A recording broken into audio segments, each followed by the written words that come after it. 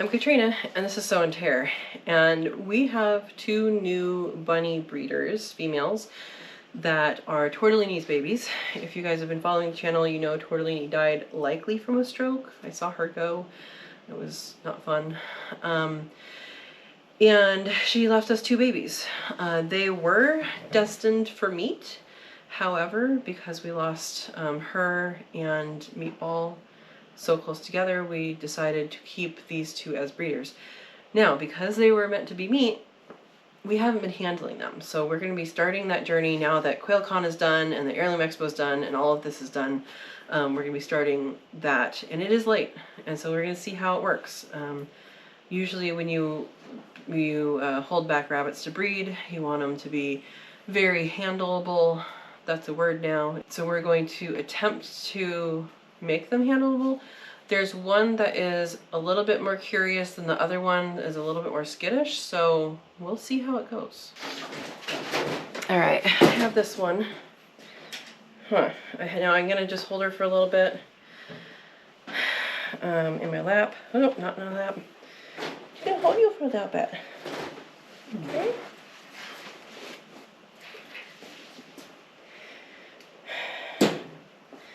Alright, I'm gonna kind of let it hide in my elbow here. Look at her, she's shoved her head in my elbow. Hold on. So this is really the first time we've really held them since they were like babies. I don't really remember how old they are. I know they're 9 months old in March. I remember that. I know. You're okay, sweetie? You're okay. This one's majorly hiding in my elbow. Maybe that's because you have it in there? If you no, like me. I turned it around and it went... Okay. It went... Hello. Welcome to Not in My Armpit. Probably saying, why have we been interrupted from dinner? I know. So, we don't have names for these girls yet. So we are going to be doing a naming poll contest, I guess. Yeah, for winning you get the name of the bunny on the bunny. That's what you win for the contest, right? You're awfully alert, sweetheart. And don't know when it's gonna happen. But at some point, once we pet them for a little while, I am going to look at their parts and make sure they are girls. But we haven't seen them mounting or anything, so they should be. Not that the girls don't do that too, but... Is that the age when they start doing that? They start doing it earlier than that, but yeah. So girls do that too? Girls do that too. It's a dominance thing. So it's dominance, or in Meatball's case, she would show Parmesan what she needed, because he didn't always understand. Yeah, but I was talking about the newbies. Yeah, so mounting is a dominance thing. When they put their heads over the other one's back, like right here, behind the head, that's a dominance thing. And then also the dominant ones will ask to be pet by the other ones. They're not asking to be pet. They're asking to be groomed by the other ones. And the one that gets groomed is the one in charge, usually. And then sometimes they'll groom the other one. You girls are doing good. But you're Tortellini's babies, so that's good.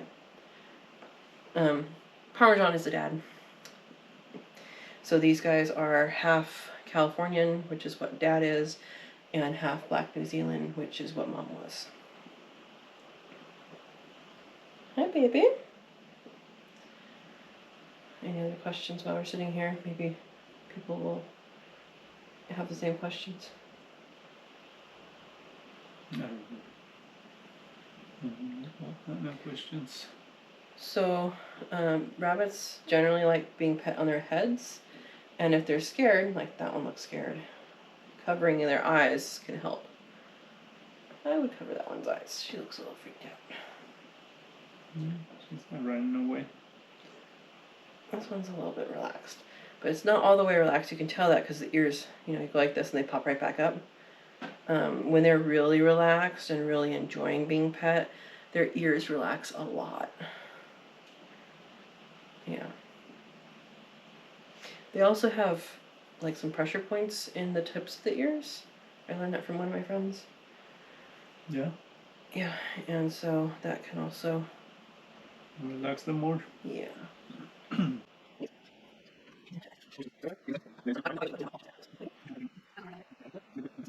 It's getting old. It has white It hairs. has white. You need you need scratchies? So Tortellini would like her ears scratched behind her ears. Parmesan likes that a lot, but he likes, like, you can roughhouse with him like a dog. But Tortellini had a spot there, and she had a spot back. Oh, did I get you? She had a spot back on her back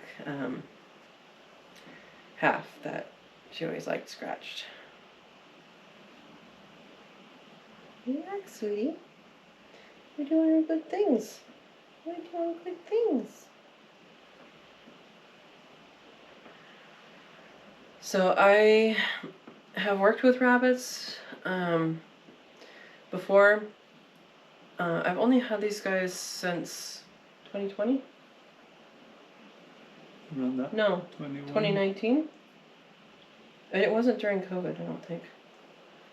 I think it was the year before because we got the breeders in August. But we bred them for 2 years, so maybe it was 2020. Yeah, because it was winter 2020 that COVID happened. Right. That's what it's 2020. No, it was 19. Anyway,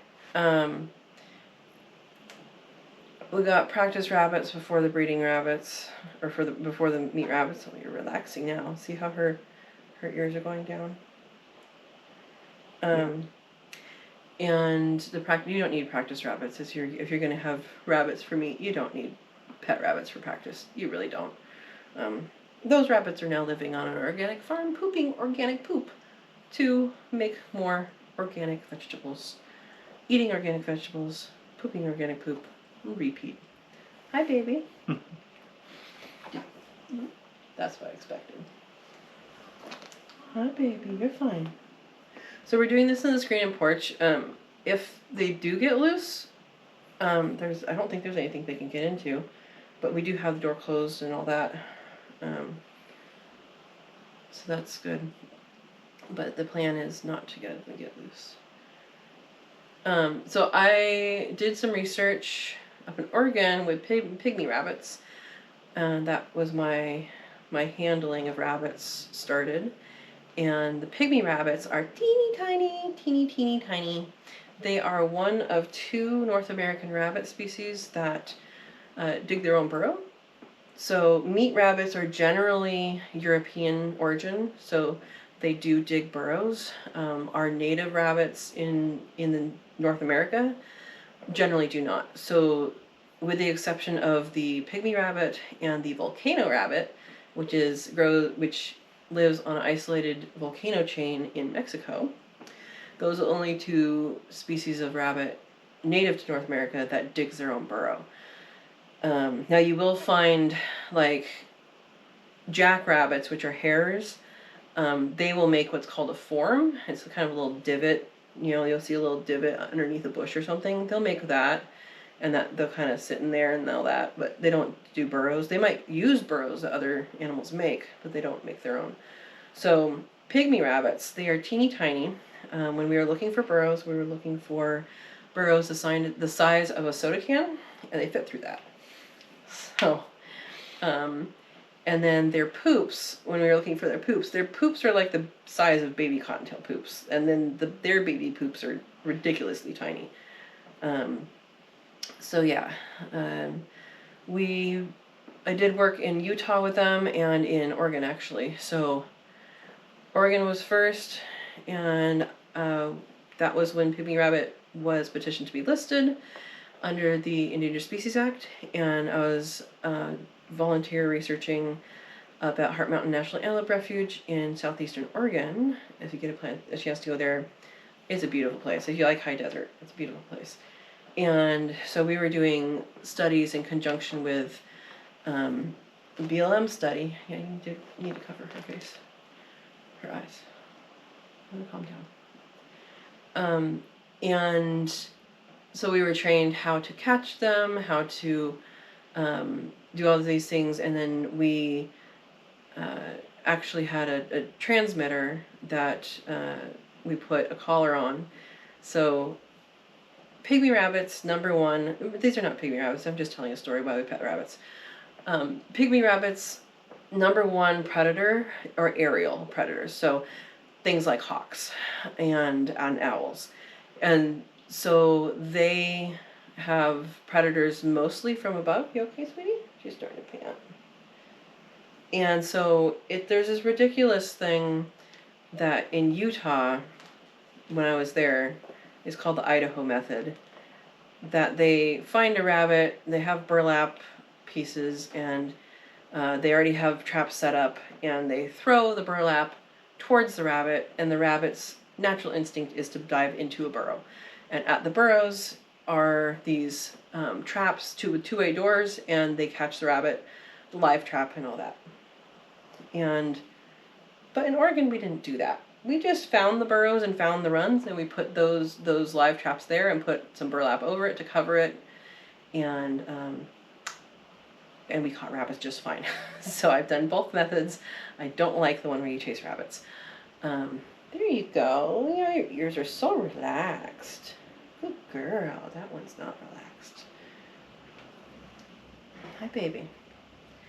And so what we did once we got them, we measured them, we weighed them, and all of that. You typically do that in any study just to track health of an animal, and also just to gather more information, because the species was petitioned to be listed under U.S. Fish and Wildlife. And so any information you can take is good information. And what we were doing is we were looking at the home range. So home range is, hi, did I say home?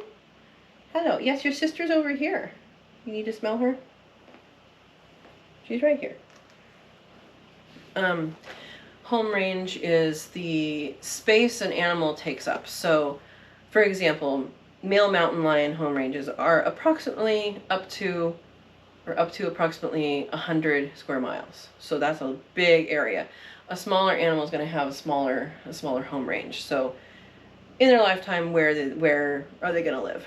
And what we found out with the pygmy rabbits, except for one little disperser male in the BLM site. BLM is Bureau of Land Management. I keep saying that. I realize it means something different now, but Bureau of Land Management. And that one went a mile away, and that's a long ways, because the rest of the animals that we had at all the sites, the home range was about 70 meters. So they do not go very far, and they are reliant entirely on big sagebrush, which big sagebrush is a type of sagebrush. It is big. And they eat it. They actually climb up in it. They use its roots in the burrow system, and they're obligate species. Obligate means that you have to be there. So what we did when we caught them is we used little kid socks, because again, these are smaller rabbits than these meat rabbits. Sorry, baby. I'm sorry. And we would put them as a blindfold over them when we worked them, and they calmed down almost immediately. And then what we would use for the collar, for the transmitter, it was a GPS transmitter, was actually a zip tie. Do not only use a zip tie, because that's a bad idea, because one end gets pulled and your rabbit is no longer. We used a clear rubber tube that we put the zip tie through and cut to size. And we had the size so you can put a pencil through in between the rabbit and the collar, and that was enough room that you weren't going to, harm the rabbit, and it was enough room. So that is what we used, and we put the transmitter on and figured out where they were each day and how far they went and all that. So that's my experience with that. And then in Utah, we did do some trapping, like I said, but we did habitat assessments on some rangeland, and it was comparing. It's still out there. It's called Shrub Maps. I'm sure you can look it up. It was a long time ago, but there was a lot of different things. Hi, baby. Hi. You need to cover her eyes. Cover her eyes, not her ears. There you go. And so Shrub Maps is something that you can probably look up now, but there was a whole bunch of different scientists doing different things. I was on the pygmy rabbit crew. There was a sage-grouse crew. There was a nesting bird crew. There was a small mammal crew, and I think there was a vegetation crew. And we all lived out in there, and we were looking at 2 different management styles and what was there. And basically there was a conglomerate of ranchers for one, and then the other one was owned by the Mormon Church, and they were practicing a different kind of rotational grazing, and the rotational grazing was, in my opinion, way better habitat, and we saw a lot more things there. We saw the species on both properties. It could be a result of just what was there. You know, they were separated by space, but yeah, we did that. We did surveys for their burrows and for their poops, and also surveys for them, and also characterize their habitats. So I don't know if you guys want to know all that, but there's some information about my history with bunnies. Hi, baby. Yeah. So we're gonna keep petting these guys, and I don't know that you need to watch us pet bunnies unless you want another story. Any other stories? No? Have any stories? Yeah. So if you want to know about meat rabbits or about pygmy rabbits, put something in the comments and we will answer those. Oh, I'm a wildlife biologist by trade, if you didn't figure that out from that conversation. So that's where that research stuff comes in. I forgot to sign off. So thank you for watching. I hope you enjoyed a little story time and some time with these 2 girls. I know they're dark on dark. Thank you for watching. Please hit the bell notification when you subscribe so you get all the notifications, and share with a friend. All right. I hope you enjoy your day and look forward to when we're going to do the naming of these guys. Thanks for watching. Have a wonderful day.